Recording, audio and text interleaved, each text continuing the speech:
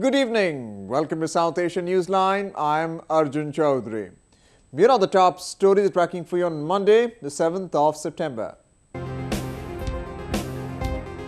Pakistan's first drone strike kills 3 militants.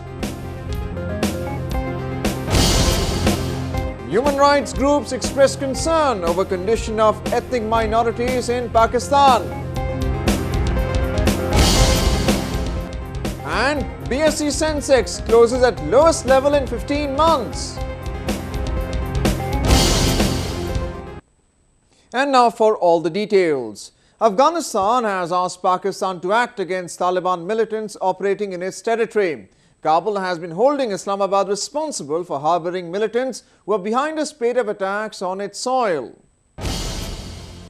The Afghan government demanded Islamabad to take action against Taliban militants operating in Pakistan on the sidelines of a regional economic conference in Kabul over the weekend.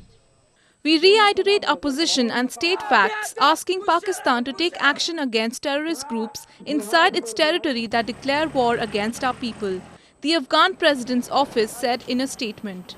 The Taliban, which was ousted from Afghanistan in 2001, has been gaining territory in its insurgency against the government. After resuming office last year, President Ashraf Ghani had been making efforts to have cordial ties with Pakistan, hoping Islamabad would push Taliban to the negotiating table with Afghan government to end the prolonged deadlock. But a series of deadly militant attacks in Kabul last month had the Afghan government blame Pakistan for being hand in glove with the Taliban operating in Pakistan. The charges have been denied by Islamabad. Pakistan National Security Advisor Sartaj Aziz, who was also in Kabul for the conference, claimed that both the countries have reached an agreement to end the blame game over the spate of attacks.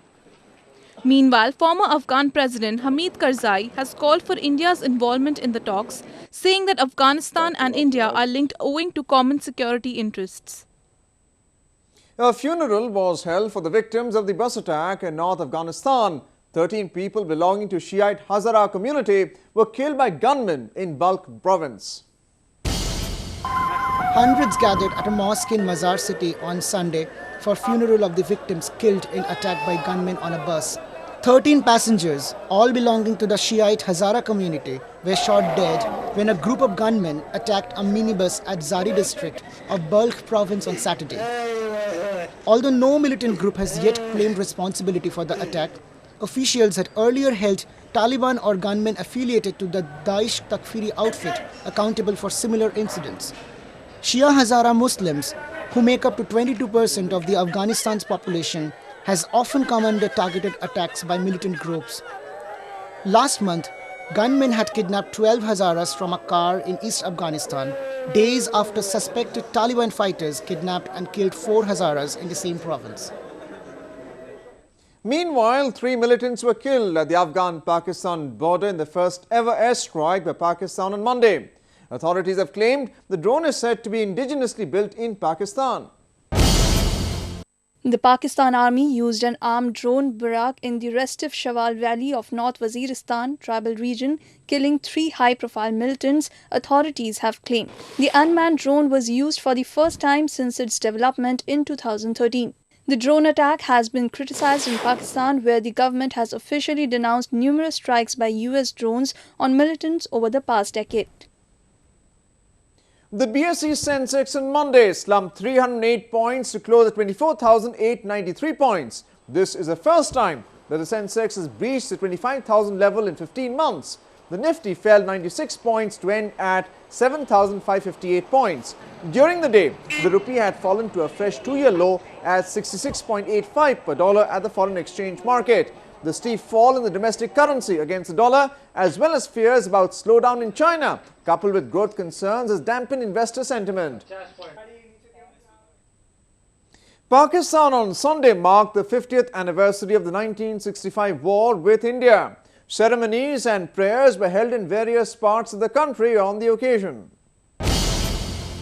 Pakistan remembered its soldiers killed in the 1965 war with India on the occasion of the 50th Defence Day. Prime Minister Nawaz Sharif visited the place of martyrdom of Major Aziz Bhatti Shaheed and paid homage to the soldiers. On the occasion, Sharif said, "We desire to have good and peaceful relations with all our neighbours on the basis of sovereign equality." The Pakistan Prime Minister's statement comes at a time when the relations between India and Pakistan remain tense in wake of the continuous cross-border skirmishes. However, hinting at India, Pakistan's Chief of Army Staff, General Raheel Sharif, added that Pakistan Army can respond to attacks on a small or large scale, adding that rival countries would face heavy consequences in any case. आज भी हमारी मसल्ह फौज किसी भी किस्म की बैरूनी जारियत का मुकाबला करने की भरपूर सलाहियत रखती हैं। दुश्मन ने अगर कभी भी छोटे या बड़े पैमाने पर जारियत की कोशिश की तो उसे इसकी नाकाबिले बर्दाश्त कीमत अदा करनी पड़ेगी। The 1965 war, in which both India and Pakistan claimed victory, was the result of Operation Gibraltar, launched by the Pakistan Army to annex the Indian state of Jammu and Kashmir.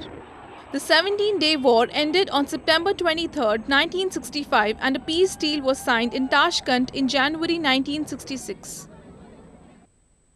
At a time when Pakistan is observing the 50th anniversary of the 1965 war with India, many Baloch people living in Canada congregated to carry out an anti-Pakistan protest. They shouted anti-Pakistan slogans and called for Balochistan's freedom, rich in mineral reserves. Balochistan is Pakistan's largest province. The Baloch claim that their homeland was illegally occupied by Pakistan in 1948. The Baloch people fighting for the independence want a peaceful and political solution to their issue. International human rights groups have expressed concern over worsening rights record in Pakistan, especially in southwestern Balochistan and southern Sindh provinces. They've also called for more safety for the ethnic minorities in the country. The real issue in the rest parts of Pakistan, including Balochistan and Sindh, is Islamabad's unwillingness to give due autonomy to the indigenous people. Charles Gribbs, Secretary General of Interfaith International in Geneva, has said. He also said that the Baloch who are fighting for independence from Pakistan, where neighboring China is increasing its presence, are feeling threatened by increasing Chinese presence. Many Chinese are there taking minerals, of course, and then they also want to have a pipeline coming from Indian Ocean up in through to Xinjiang. So all of these questions are still meaning the local people still having questions and problems, and particularly the Baloch now are not supported by any government in particular. The Sindhis they need much more autonomy. Pakistan is also trying to restrict the faiths of minorities, and it has failed to control the numerous extremist groups who are targeting religious and ethnic minorities in the country. Graves said. In Gilgit-Baltistan, there was an imposing of Sunni religion upon the people, which was the Ismaili people, which has not been very good. Extremist groups are out of control. The government cannot control certain extremist groups, particularly targeting the Shia groups in Pakistan, targeting the Baloch, targeting, in a certain sense, the people around Gilgit and so on and so forth. He also claimed that Islamabad has been keeping Balochistan under its control for the rich mineral resources, which in turn is not benefiting the local people. In India, defence veterans have called off their fast on to death after Indian Prime Minister Narendra Modi cleared the air on one rank, one pension, or the OROP scheme that would cover premature retirees too. The ex-servicemen who have been on strike for more than 80 days demanding implementation of the scheme have, however, decided to go on with the protest till all the demands are met. Even though the retired servicemen called off their hunger strike after the Prime Minister's assurance of tax benefits to the soldiers who took voluntary retirement, a scaled-down protest will continue in capital New Delhi until the government issues an official implementation order. Earlier, there was some confusion over Defence Minister Manohar Parikar's statement that OROP would not apply to those taking early retirement. The veterans had then threatened to intensify their agitation. It was only after the Prime Minister's assurance that the fast unto death was called off. तो हम भाइयों ने ये सोच विचार करके हम जो हमारी हंगर स्ट्राइक टिल डेथ है उसको हटाने के लिए अपने भाइयों को आग्रह करेंगे। हम उनको बोलेंगे कि वो जो हंगर स्ट्राइक टिल डेथ है उसको वापस ले लें। अपनी जो रिले हंगर स्ट्राइक है और बाकी की कार्रवाई एजिटेशन को जारी रखेंगे जब तक जो दूसरे पॉइंटों के ऊपर सरकार से कुछ ठोस कदम हमारे को नहीं मिल जाते। जब मिल जाएंगे तो हम वो भी वापस ले लेंगे। Meanwhile, the Prime Minister also blamed opposition Congress party for keeping the scheme in limbo for over 4 decades. सारी सरकार भ्रमित, बैठे हुए अफसर भ्रमित, सेना के जवानों की बातें भी ऐसी, हर कोई उलझा हुआ था। पिछले कई दिनों से मैं लगातार एक तार को खोलता गया, चीजों को ठीक करता गया और हिसाब लगाता गया। भाइयों बहनों, ये OROP 500 करोड़ में होने वाला खेल नहीं है। ये OROP 300 करोड़ रुपए में पूरा होने वाला काम नहीं है। जब हिसाब लगाया तो हिसाब बनता है 8 से 10,000 करोड़ रुपए का। 8 से 10,000 crore. One rank, one pension has been a long-standing demand of ex-servicemen. Its implementation will ensure uniform pension payments to ex-servicemen who served at the same rank and for the same amount of time, irrespective of the date of their retirement. The prime accused in the Sheena Bora murder case, Indrani Mukherjee, and her driver Shyam Rai have been remanded to judicial custody till September 21st by Magistrates Court in Mumbai on Monday. The third accused, Sanjeev Khanna, who is the second husband of Indrani, has been taken to Kolkata by Mumbai police for further investigation. Meanwhile, the Mumbai police has revealed that the DNA test of the skeletal remains found in a forest in Raigad proves that it belonged to Sheena. 24-year-old Sheena Bora, who was Indrani's daughter from her first husband, Siddhartha Das, was allegedly killed by Indrani with the help of her second husband, Sanjeev Khanna, and driver in 2012. In India's northeast region, a unique harvest celebration is reason for much joy. Take a look. Dressed in their traditional attires, the folk artists of Sangtam tribe enthralled a large crowd while celebrating Mong Mong festival in Nagaland's Dimapur city. Mong Mong, which means togetherness forever, is celebrated every year in the first week of September. During the celebrations, they offered prayers to gods and goddesses to bring a bountiful harvest season, prosperity and good health of the family.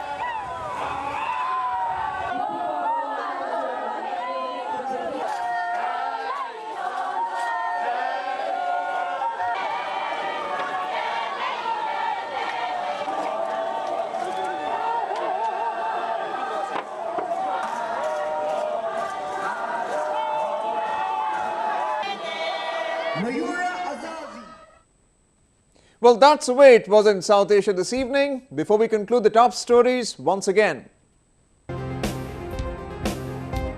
Pakistan's first drone strike kills 3 militants.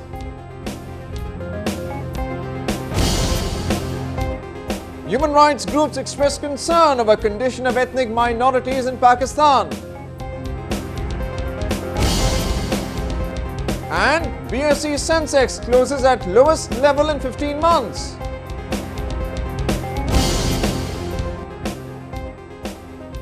Now our viewers can watch the show on SouthAsiaNewsline.com. You can also visit us on Facebook.com/SAsiaNewsline and follow us on Twitter @SAsiaNewsline. That's all in tonight's edition. We'll see you same time tomorrow. Good night.